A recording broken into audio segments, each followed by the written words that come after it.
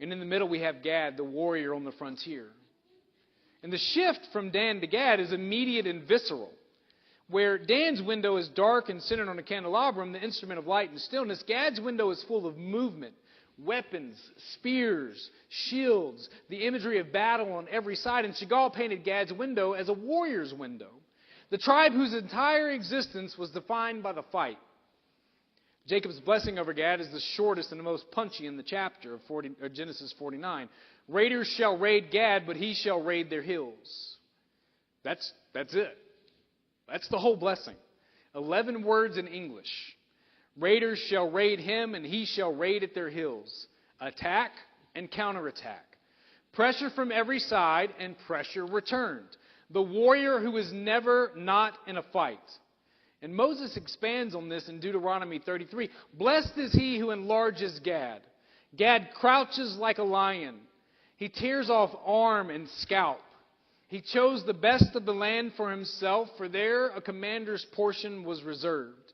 And he came with the heads of the people.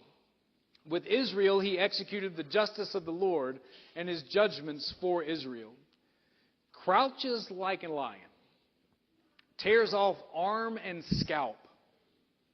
This is violent imagery of a tribe that survived by being more fierce than what came against it. Gad's territory tells the story. The tribe chose to settle on the east side of Jordan, outside the traditional boundaries of the Promised Land, in the territory of Gilead, and on the frontier between Israel and the surrounding nations. It was rich land. It was good for cattle, and it was exposed land.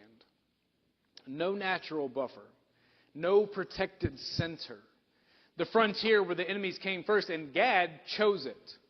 The tribe did not end up on the frontier by accident or by assignment. Again, they chose it. When Moses was distributing the land, Gad and Reuben came to him and said, this is land that's good for cattle, and we have cattle, so let us have it.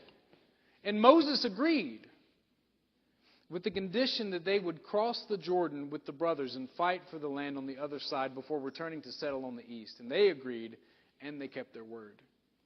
In Joshua chapter 1, when the people are about to cross the Jordan and begin the conquest, Joshua reminds the Gadites of their commitment.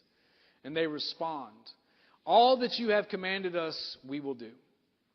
The fighting tribe chose the exposed place and then honored the commitment to fight for their brothers, even when it meant leaving their own families behind.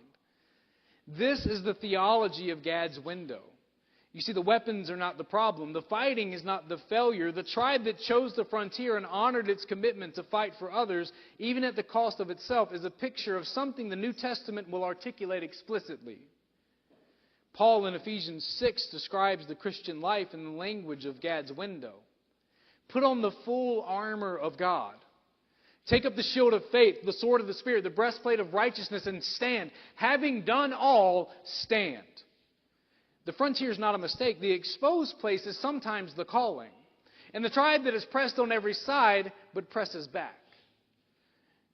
The warrior who raids at the hills, the lion that crouches and then moves. The people who chose the hard territory and kept their word to fight for their brothers before settling in what they had claimed.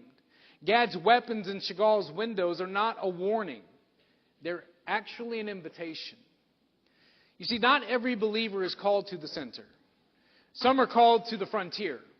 Some are called and placed in the exposed territory.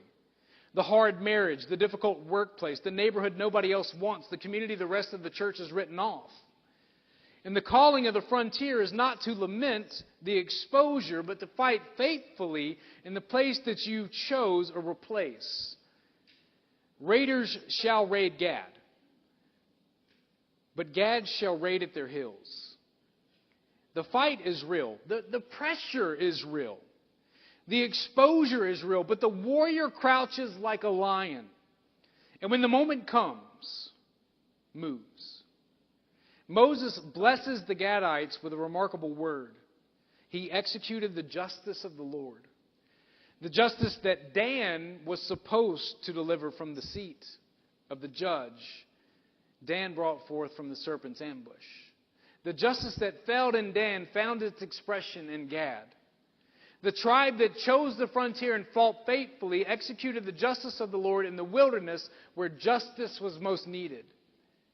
The candelabrum of Dan went dark, but the weapons of Gad kept shining in the frontier.